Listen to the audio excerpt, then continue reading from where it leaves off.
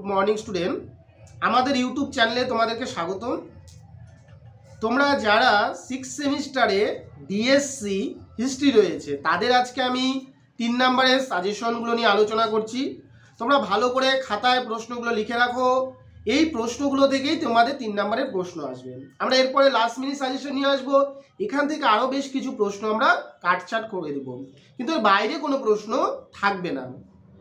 তো তোমরা ভালো করে ভিডিওটি শোনো। তো সর্বপ্রথম 1 নম্বর তোমরা পড়বে শিল্প বিপ্লবের সংজ্ঞা দাও। তোমাদের সিলেবাসে শিল্প বিপ্লব রয়েছে, বড় প্রশ্নতেও কমন রয়েছে, 3-তেও কমন রয়েছে। বড়তে পড়লেই হয়ে যাবে শিল্প বিপ্লবের সংজ্ঞা। 2 নম্বর তোমরা পড়বে মূল্য বিপ্লব কাকে বলে। খুবই ইম্পর্টেন্ট একটি প্রশ্ন এবছরের জন্য। মূল্য বিপ্লব, শিল্প বিপ্লবের থেকেও বেশি কমন হচ্ছে মূল্য বিপ্লব।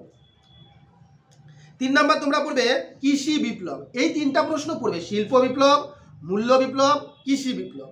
তার মধ্যে মূল্য বিপ্লব ভেরি ইম্পর্টেন্ট প্রশ্ন। এরপরে তোমরা পড়বে 4 নম্বর ধর্ম সংস্কার আন্দোলন বলতে কি বুঝি। ধর্ম সংস্কার আন্দোলন বলতে কি বুঝি, এবং এই ধর্ম সংস্কারের সঙ্গে তোমরা পড়বে প্রতি ধর্ম সংস্কার আন্দোলন বলতে কি বুঝি।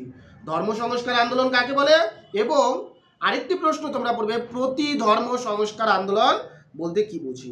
এরপরে তোমাদের 6 নম্বর প্রশ্ন আমি বলছি শিল্প উড়ান বা টেক অফ স্টেজ বলতে কি বোঝো। শিল্প উড়ান বা টেক অফ স্টেজ বলতে কি বোঝো।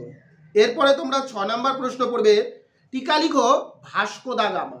টিকা লিখো ভাস্কো দা গামা। এরপর 7 নম্বর তোমরা পড়বে মানবতাবাদ। মানবতাবাদ বা হিউম্যানিস্ট বলতে কি বোঝো। খুবই ইম্পর্টেন্ট প্রশ্ন। মানবতাবাদটা পড়ে নিবে একটু ভালো করে। মানবতাবাদের ক্ষেত্রে যাদের অবদান রয়েছিল তাদের মধ্যে থেকে আমি 1-2টা প্রশ্ন বলবো, মানবতাবাদটা ভালো করে পড়বেন। এরপরে ধর্ম সংস্কার আন্দোলনে জন ওয়াইক্লিফের ভূমিকা। জন ওয়াইক্লিফের ভূমিকা পড়বে, টিকা লিখো জন ওয়াইক্লিফ। তারপরে সব থেকে ইম্পর্টেন্ট প্রশ্ন পরীক্ষায় 3 নম্বরের জন্য এবছর ডিএসসি ইতিহাসে যারা পরীক্ষা দিচ্ছ লিখে নাও, প্রশ্নটা পরীক্ষায় থাকবেই। 95 থিসিস বলতে কি বোঝো, বা নিষ্ক্রিয় পত্র কি, বা মার্জনা পত্র কি বলতে কি বোঝো। না, প্রশ্নটা নানানভাবে আসতে পারে। 95 দফা দাবি কি, 95 থিসিস কি, মার্জনা পত্র কি, নিষ্ক্রিয় পত্র কি। খুবই ইম্পর্টেন্ট একটি প্রশ্ন এবছরের জন্য। নেক্সট পড়বে নবজাগরণ বা রেনেসাঁস বলতে কি বুঝি। নবজাগরণ বা রেনেসাঁস বলতে কি বুঝি, খুবই ইম্পর্টেন্ট প্রশ্ন। নেক্সট 12 নম্বর প্রশ্ন সামন্ততন্ত্র বলতে কি বুঝি। সামন্ততন্ত্র।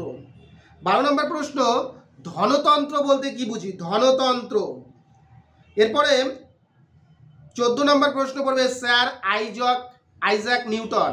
দেখো এখানে মানবতাবাদের থেকে অনেক রয়েছে, রজার বেকন থেকে শুরু করে অনেকেই। আমি স্যার আইজাক নিউটন পড়তে বললাম, ভালো করে দেখে দিবেন। লাস্ট প্রশ্ন 15 নম্বর প্রশ্ন তোমাদের অ্যানাবেপিস্ট কারা, বা অ্যানাবেপিস্ট আন্দোলন বলতে কি বোঝো। তাহলে এই 15খানা যে প্রশ্ন রয়েছে, শিল্প বিপ্লব, ধর্ম সংস্কার আন্দোলন, প্রতি ধর্ম সংস্কার আন্দোলন, মানবতাবাদ, রেনেসাঁস, সামন্ততন্ত্র, ধনতন্ত্র, Vasco da Gama, sir Isaac Newton, John Wycliffe, ঠিক আছে। এই প্রশ্নগুলো তোমাদের ভালো করে পড়ে যাও, এর বাইরে একটা প্রশ্ন তোমাদের থাকবে না। এখান থেকেই তোমরা আশা করছি 4টা প্রশ্ন পরীক্ষায় থাকবে। 6টা প্রশ্নই তোমাদের থাকে এবং তার মধ্যে 4টা প্রশ্ন তোমাদের লিখতে হয়। আমি 3 নম্বরের সাজেশন নিয়ে আজকে আলোচনা করলাম, আগামী দিন 6 নম্বরের প্রশ্ন নিয়ে আলোচনা করব। সবাইকে ধন্যবাদ, সবাই চ্যানেলটির সঙ্গে যুক্ত থাকবে। ধন্যবাদ।